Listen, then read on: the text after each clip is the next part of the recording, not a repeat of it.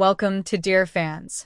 Emma Carter took pride in her work at 27. She was a part of Fever's vibrant event planning team, ensuring every detail of their experiences met the company's high standards. The days were long and often unpredictable, filled with coordinating vendors, troubleshooting last-minute issues, and keeping everything on schedule. But Emma had a knack for staying positive under pressure. She began every shift with a smile, her contagious energy brightening the mood of her team. Colleagues appreciated her meticulous attention to detail and her ability to solve problems before they spiraled out of control. Emma wasn't just organizing events, she was creating memories, ensuring each Fever experience brought joy and connection to participants. She thrived in the company's culture, where creativity and adaptability were valued. Fever wasn't for everyone. The fast-paced environment and high expectations often proved too much for some, but Emma embraced the challenge. She admired how Fever rewarded hard work and encouraged innovation. Her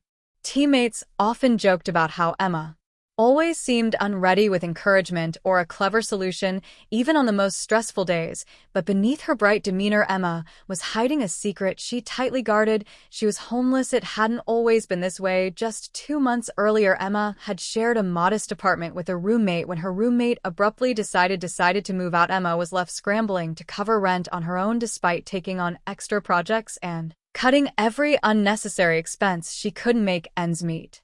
By the time her lease ended, she had no choice but to move out rather than let her circumstances defeat her. Emma devised a plan. She packed her belongings into the back of her old Honda Civic, signed up for a gym membership, and resolved to save every penny of her paycheck. It wasn't ideal, but she told us it was only temporary. Every day, she reminded herself of her goal to save enough for a new apartment. Living out of her car required careful planning. Each morning, Emma parked in a quiet corner of a 24-hour Walmart parking lot. She grabbed her neatly folded work clothes from the trunk and headed to the nearby gym to shower and freshen up. She always styled her hair and applied makeup to ensure no one at work suspected anything was amiss. By the time she arrived at the office, she looked every bit the part of a confident young professional. During lunch breaks, while her coworkers chatted about weekend plans or home renovations, Emma participated with carefully constructed half-truths. If anyone asked about her living situation, she'd say she was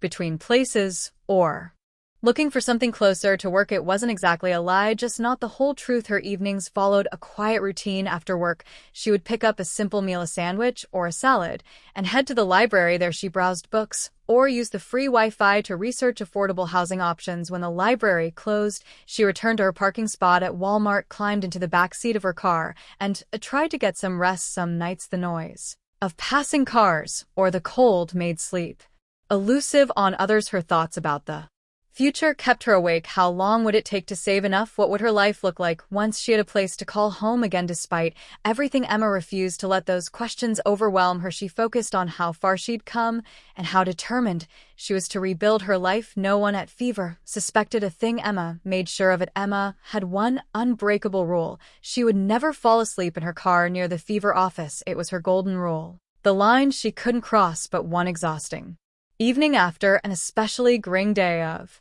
back-to-back event planning meetings and last-minute changes, she broke her role. She had driven to her usual Walmart parking lot but felt too drained to make it out of the Fever lot that night. Just a minute to stretch out my back, she thought. She reclined her seat, intending only to close her eyes briefly. When she woke up, sunlight was already streaming through the windows. Panic surged through her as she bolted upright. The Fever lot was still mostly empty, but the thought of being seen overwhelmed her. She hastily grabbed her things and sped to the gym, determined to erase any evidence of her misstep. Little did she know someone had noticed. Caitlyn Clark wasn't supposed to be in the office that early. The basketball superstar, known for her leadership and dedication, often collaborated with Fever to promote unique and memorable events. She had swung by ahead of her morning meetings to go over schedules and finalize a few key decisions. As Caitlyn pulled into the parking lot, she noticed an unfamiliar car parked awkwardly inside. A young woman was fast asleep. At first, Caitlyn thought little of it. Perhaps someone had stayed late and decided to nap before the morning rush. But as she walked toward the building, something about the scene lingered in her mind. The woman had looked vaguely familiar, though Caitlyn couldn't immediately place her. Shaking the thought, she had it inside to focus on her day. Meanwhile, Emma's morning continued as usual. By the time she arrived at work, she had her polished appearance and bright demeanor Fully in place, no one seemed to notice anything unusual, and Emma breathed a sigh of relief. She buried herself in her tasks, handling calls and coordinating event details with her usual energy. That evening after work, Emma stopped at Walmart to pick up a few essentials. She always kept her expenses minimal, but she decided to treat herself to a small snack with the few coins she had left. As she stood at the checkout fumbling with loose change, some coins slipped from her hands and clattered to the floor. Embarrassed, Emma knelt to pick them up carefully, collecting every penny. Emma froze. Her stomach dropped as she looked up to see Caitlyn Clark standing a few feet away holding a small basket of items. "Miss Clark," Emma stammered, rising to her feet and clutching the coins in her hand. She was acutely aware of the fever lanyard still around her neck, marking her as an employee. "I didn't expect to see you here." Caitlyn crouched down beside her with a kind smile. "Hey, let me help," she said, gathering a few stray coins and handing them to Emma. "Oh no, you don't have to do that," Emma murmured, her voice barely above a whisper. "It's no trouble," Caitlyn replied, her tone warm. "Everyone needs a little help sometimes." Emma gave a nervous laugh, brushing her hair back. "Thank you," she said quickly, trying to smooth the moment. "Just grabbing a few things on my way home." Caitlyn studied her thoughtfully. Emma's usual confident energy seemed subdued. Her clothes were slightly wrinkled, and her hair wasn't as meticulously styled as usual. "Are you sure everything's okay?" Caitlyn asked gently. Emma's smile faltered, but she nodded. "Just a long day," she replied, her voice betraying her hint of exhaustion. Caitlyn didn't press, but her curiosity lingered as Emma paid for her items and hurried out of the store. Caitlyn noticed something she hadn't before: the car parked in the far corner of the lot. The same car from that morning. Emo was sitting next to it now, her head in her hands. Caitlyn approached quietly, not wanting to startle her. "Emma," she said gently. Emma's head shut up, her face flushed with embarrassment. She quickly stood, wiping at her eyes. "Miss Clark, I didn't realize." Her voice trailed off as she glanced toward her car.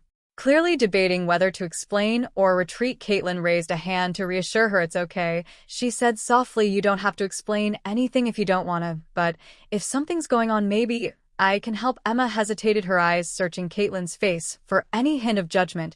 She found none. The weight of her secret, one she had carried alone for so long, suddenly felt unbearable. Before she could stop herself, the truth spilled out. "I'm homeless," she admitted, her voice barely above a whisper. "I've been living in my car away couple of months now." Caitlyn stayed quiet, letting Emma continue. "I'm saving up," Emma said quickly, as if she needed to justify herself. "I just need enough for a deposit on an apartment. I didn't want anyone to know." "I didn't mean for you to find out." Her voice cracked, and she glanced away, blinking back tears. "I don't have parents. They passed away when I was teenager. It's just me." The words hung in the air, raw and vulnerable. Emma crossed her arms as if bracing herself against the exposure of a secret. Caitlyn nodded slowly, her expression softening. "It's not shameful to ask for help," she said quietly. "You've been handling so much on your own. That takes strength, not weakness." Emma gave a small shaky laugh. "It doesn't feel that way." Caitlyn stepped closer, her voice steady and calm. "You're stronger than most people I know, Emma, and for what it's worth, this stays between us. It's our little secret, okay?" Emma's breath hitched, and for the first time that day she let out a soft laugh, shaky but genuine. "Okay," she said, nodding. Caitlyn gave her a warm smile. "Take care of yourself, Emma. You're doing better than you think." As Caitlyn walked back to her car, Emma sat down, her heart racing. The vulnerability of sharing her situation was overwhelming, but Caitlyn's kindness left her feeling something she hadn't in a long time. The next day, Emma's shift at Fever started like any other. She buried herself in work, ensuring every detail of the upcoming events was flawless. Around midday, her phone buzzed. It was a message from Caitlyn's office asking her to come upstairs. Emma froze, her heart sinking. Panic bubbled up as she imagined the worst. Did Caitlyn change her mind? Was she about to be fired? She smoothed her blouse and made her way to the executive floor, her mind racing. When Emma entered Caitlyn's office, Caitlyn greeted her with the same warm smile from the night before. "Thanks for coming, Emma," she said, gesturing for her to sit. Emma perched nervously on the edge of the chair, her hands clasped tightly in her lap. "I've been thinking about what you told me," Caitlyn began, leaning forward slightly. "First, I want to say you don't need to feel ashamed. What you've managed to do, working hard, saving, and staying positive, is incredible, but it's not right for someone as talented and dedicated as you to be in that situation." Emma blinked, unsure where this was going, her heart pounded as Caitlyn continued. "So," Caitlyn said, sliding an envelope across the desk, "this is for you. It's enough to cover an apartment for the next year. I want you to have a safe place to call home." Emma's jaw dropped. She opened her mouth to respond, but Caitlyn held up a hand. "I insist." Caitlyn said firmly. Emma stared at the envelope, tears welling in her eyes. I don't know what to say, she whispered. Thank you doesn't feel like enough. Caitlyn smiled. Just keep being the hard-working, brilliant person you are. That's thanks enough. Emma left the office, clutching the envelope, her mind spinning. By the time she reached the parking lot after work, the weight she had been carrying for months had finally lifted for the first time, and what felt like forever, Emma allowed herself to believe it was all going to be okay. With a beaming smile, she whispered to herself, it's finally over. Like this video and subscribe this channel. Thank you.